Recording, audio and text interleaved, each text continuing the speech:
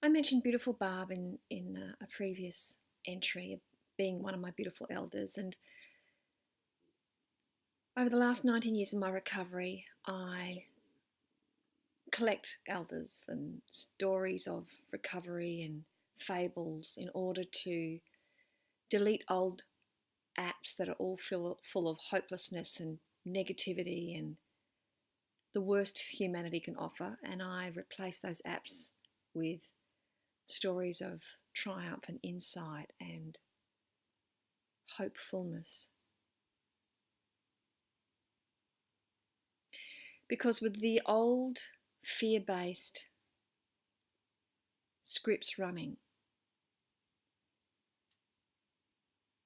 we've only sort of really got two options. We rebel or conform because they're the only music running. And often we try and do the reverse of what had happened to us, but we still end up with the same result. And that's because we're not following our heart, we're running from fear or disapproval, and we just get lost and tangled.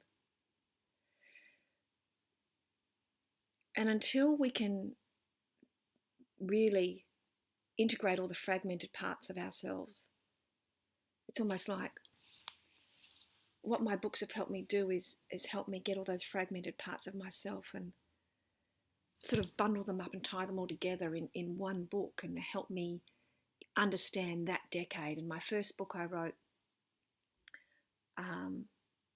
halfway into my 30s, and it helped me sort of bundle up a lot of that. And then my second book I wrote, and it helped me bundle up my 40s. And this one I'm about to write will be a culmination of things I've learned in the forthcoming decade as I become.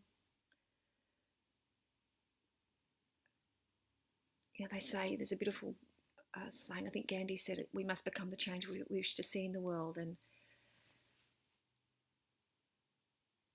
I've learned a lot of stuff, but I'm not a slow learner. I'm a quick forgetter. I forget a lot of stuff. And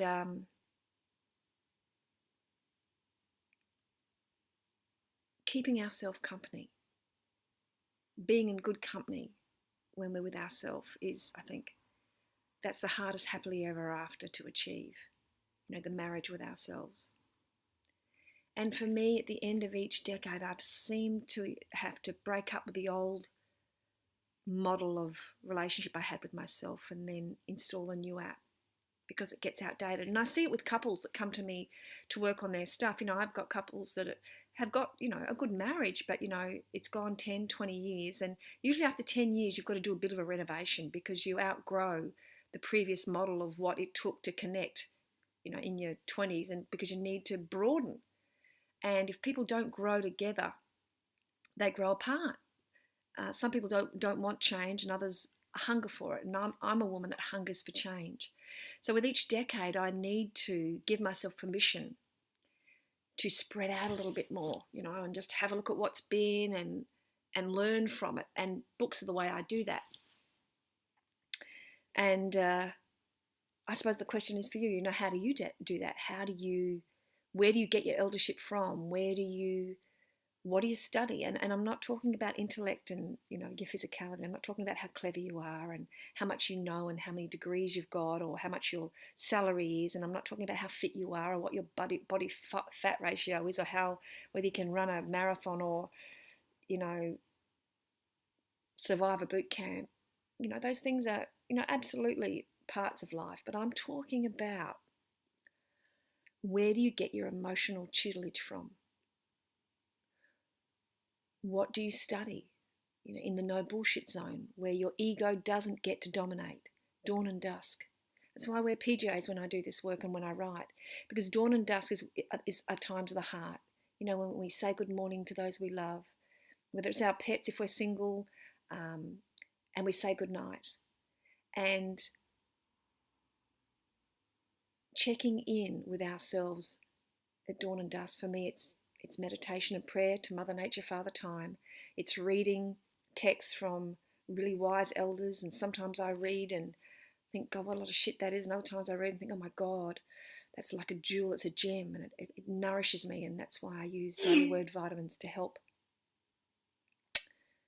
people nourish the soul, because we might not be able to pay for therapy or have someone there every day, but we can certainly nourish the heart every day. And if we do, we grow and expand and become better versions of ourselves with each passing decade.